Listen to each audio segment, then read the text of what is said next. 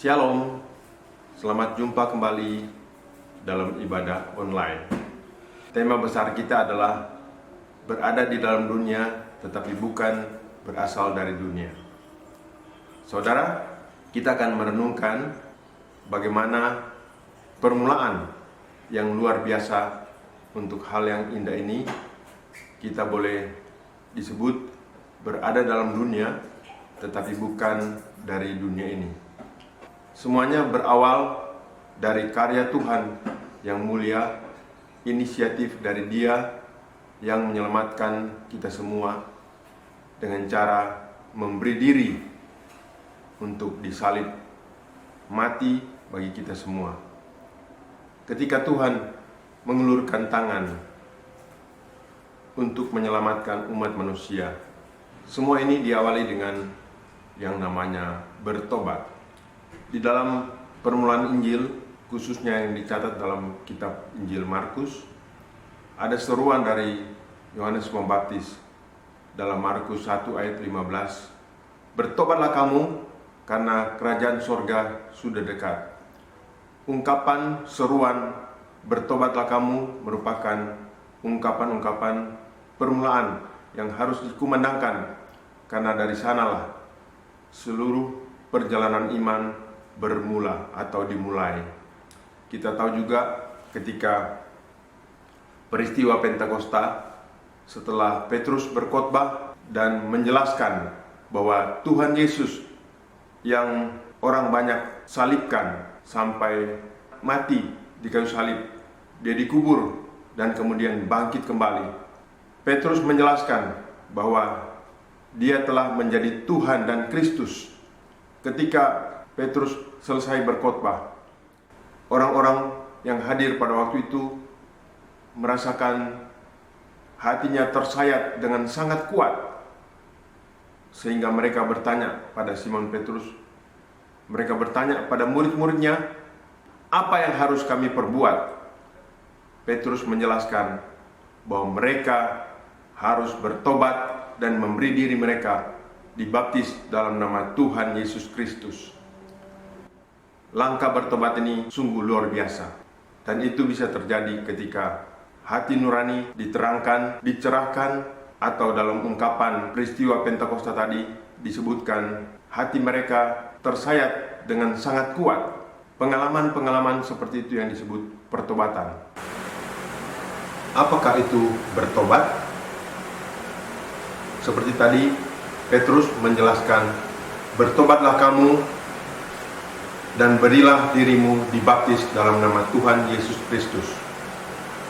Jadi, seorang yang bertobat ketika hatinya benar-benar terbuka, menyadari ada pelanggaran, ada yang salah, ada hal yang berdosa, yang tidak berkenan kepada Tuhan, dia menyesal dan bertindak, yaitu minta ampun dan mengambil keputusan untuk berubah dari jalan yang salah, berbalik kepada Allah.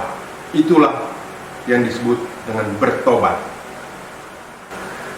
Yudas Iskariot saat sesudah menjual gurunya, dan ternyata guru yang maha baik itu akhirnya ditangkap dan disalibkan, Yudas sangat menyesal, namun tidak sampai melakukan langkah untuk berbalik dan minta ampun.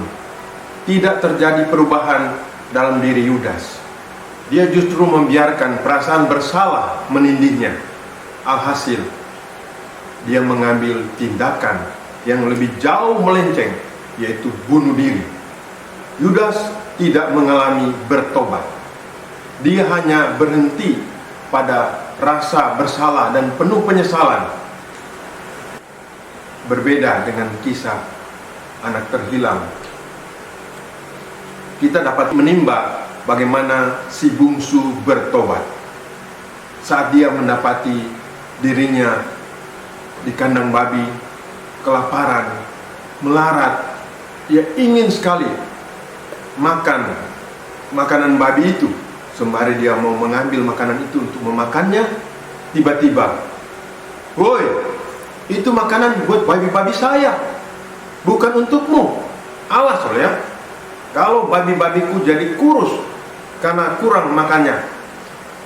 Dan saat itu teringatlah dia bagaimana ayahnya, mulai ayah yang begitu sedih ketika dia meminta separuh dari harta ayahnya, yaitu bagiannya dia, dan dia menerima dari ayahnya, dari bapaknya.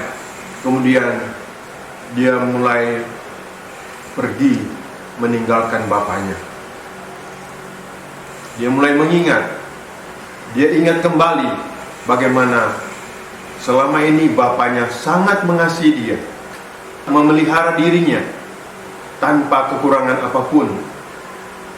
Di rumah bapakku, aku tercukupi, diperhatikan. Sekarang semua harta telah kuhabiskan, dan aku sendiri kelaparan, sedih. Pada waktu itu dia teringat dan dia merasa bersalah. Dia berpikir, aku telah berdosa pada Bapakku dan sorga. Betapa menderitanya hidup jauh dari Bapaknya. Dia teringat, oh, pelayan-pelayan dan orang upahan Bapakku, mereka semua berkecukupan, sedangkan aku. Si bungsu sadar akan kesalahannya. Si bungsu menyesal atas perbuatannya. Si bungsu bertindak. Lalu dia mengambil keputusan. Dia bertindak, bangkit, dan pulang. Si bungsu melakukan langkah yang disebut bertobat. Akhirnya ternyata si bungsu diterima dan disambut. Si bungsu bahkan ditunggu-tunggu oleh bapak yang sangat mengasihinya. Saudara, tangan Tuhan terbuka menanti setiap kita kembali kepadanya, sekalipun dalam kondisi apapun. Bila ada di antara kita yang sudah terlalu jauh meninggalkan Tuhan, lalu hari ini menyadari semua dosa dan pelanggaran-pelanggaran yang kita lakukan, jangan ragu untuk datang kembali, memohon ampun, berbalik kembali kepada Tuhan, membereskan semua relasi yang buruk, semua yang terjadi akibat segala pelanggaran kita. Ingatlah bahwa masih ada harapan dan anugerahnya buat kita semua. Sakeus, saat dia bertobat, dia membereskan semua kerugian yang telah dilakukan terhadap sesamanya. Ada buah pertobatan. Dia yang tadinya menagih pajak dengan menarik lebih dari yang wajib dibayar, saat dia bertobat, Sakeus tidak hanya mengembalikan uang rampasannya, namun dia juga memberikan separuh dari hartanya buat orang-orang yang menderita dan orang miskin. Mungkin saudara berkata, kalau kita mah baik-baik saja Pak Pendeta, kita selalu menjaga hidup dalam kekudusan. Puji Tuhan, asal kita masih tetap dalam posisi waspada, mengingat dan selalu berjaga-jaga. Karena dalam perjalanan hidup kita ini, kita masih tinggal di dalam tubuh dosa. Selalu ada tarikan-tarikan dan kecenderungan-kecenderungan yang baik entah itu disadari maupun yang tidak disadari atau berada dalam alam bawah sadar kita, membuat kita melenceng dari sasaran Tuhan, dari sasaran hidup kita yang benar. Itu semua bisa membuat kita makin jauh dari jalan Tuhan, dan tanpa terasa kita bisa jatuh dalam dosa. Suatu kali murid-murid datang dan mereka berebut bertanya kepada Tuhan, siapa yang terkemuka di antara mereka. Apa yang Tuhan katakan? Bila kamu tidak bertobat dan menjadi seperti seorang anak kecil seperti ini, kamu tidak dapat masuk dalam kerajaan Allah. Wow, sebuah teguran yang telak. Rupanya kita satu dengan yang lain. Rupanya mereka satu sama lain memperdebatkan siapa yang terkemuka di antara mereka. Tuhan menegur mereka untuk bertobat dan jadi seperti anak kecil. Ketika pikiran kita dipenuhi dengan keinginan menjadi yang terbesar daripada yang lain dalam menjadi pengikut Tuhan, dan kita melupakan ketulusan apa adanya seperti anak kecil dan mempercayai Tuhan dalam segala hal, maka kita telah melenceng dari jalan dan kehendak Tuhan. Ada sebuah ciri dari anak kecil yang Tuhan kemukakan sebagai contoh kepada murid-murid di dalam Lukas 18 ayat 1-5 ini, yaitu anak kecil itu adalah keadaan yang masih dapat dibentuk. Sebab itu Tuhan mengingatkan, bertobat dan jadilah seperti anak kecil ini.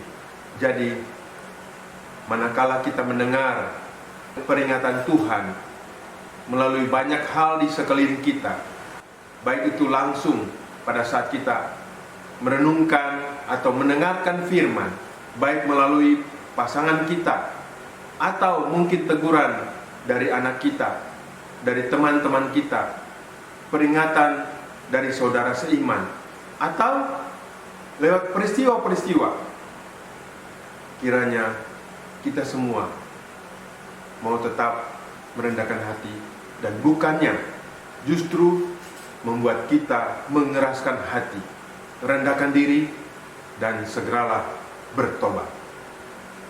Mengapa? Kita perlu tahu bahwa pertobatan itu penting sekali. Pertama, dalam Ibrani 3 ayat 13 dan 15 ada seruan di sana. Hari ini bila engkau mendengar suaraku, bertobatlah dan jangan keraskan hatimu. Yang kedua, orang yang tidak bertobat bisa-bisa tidak masuk dalam kerajaan Allah, meskipun dia sudah Kristen, bahkan sudah melayani Tuhan. Kita harus hati-hati. Yang ketiga, tidak ada di antara kita yang kebal terhadap dosa. Dan janganlah berkata bahwa diri kita lebih baik dari orang lain. Semua firman Tuhan merupakan dorongan bagi kita untuk terus di dalam proses untuk benar-benar mati lepas dari dosa. Roma 6 ayat yang ke-11 mengatakan bahwa kita sudah mati lepas dari dosa. Sebab itu berjuanglah melawan kedagingan dan terus memberi diri untuk dipimpin oleh Roh Kudus. Kita perlu melakukan mungkin apa yang disebut readjustment, seperti orang menyetir kendaraan. Dia terus menggoyang-goyangkan, menyesuaikan supaya arahnya selalu kembali pada arah yang benar, dan arah yang diambil itu selalu tepat. Ketika mulai menyimpang atau mulai melenceng, orang yang menyetir itu dapat merasa seperti itulah keadaan dan perjalanan rohani kita. Mari kita merendahkan diri untuk selalu menyadari apabila ada kekeliruan dan hal-hal yang Tuhan mau untuk kita benahi dalam hidup ini. Ada satu kisah pada waktu beberapa orang menceritakan ada sejumlah orang Galilea yang darah mereka dicampur dengan darah korban yang sedang dipersembahkan oleh Pontius Pilatus. Lalu Tuhan berkata pada mereka, ini juga merupakan nasihat buat kita semua. Jangan mengira kalian lebih baik dari orang Galilea yang mengalami hal tersebut. Bila kalian tidak bertobat, maka nasib kalian tidak akan lebih baik dari orang-orang Galilea itu. di dalam Lukas pasal 13 ayat 1 sampai 5.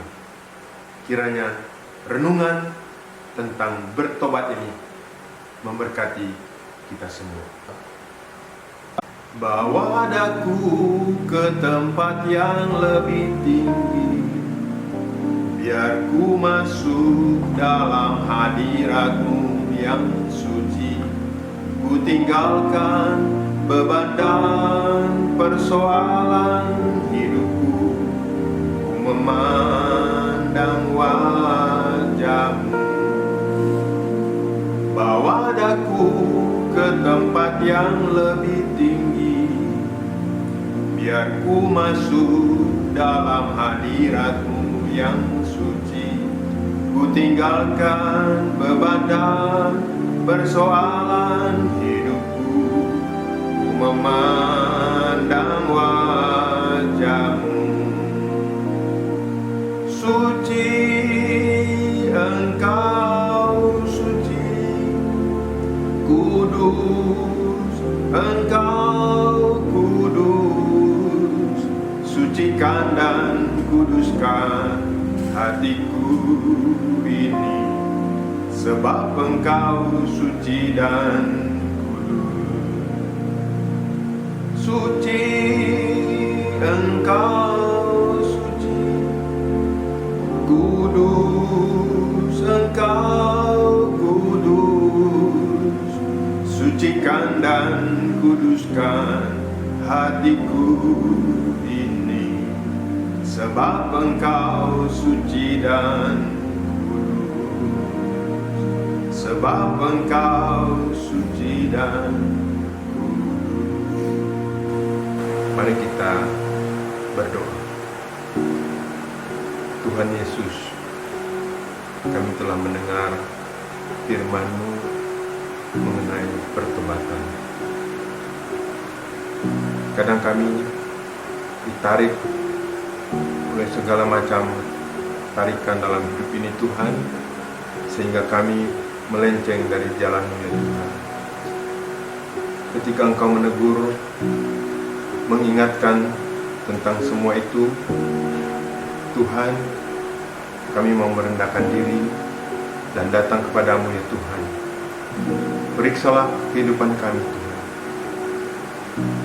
Selidiki setiap pikiran-pikiran dan isi hati kami Tuhan. Kami mau datang, kami mau bertobat ya Tuhan, agar kami boleh Engkau bawa kembali tepat di dalam jalan-Mu dan rencana-Mu. Terima kasih Tuhan. Tolonglah kami agar tidak mengeraskan hati, supaya kami selalu boleh diarahkan tepat pada jalan dan sasaran ya Tuhan. Terima kasih banyak Tuhan Yesus. Kami bersyukur untuk kesempatan mendengarkan firman-Mu kembali. Dalam nama Tuhan Yesus, kami panjatkan doa kami. Haleluya. Amin.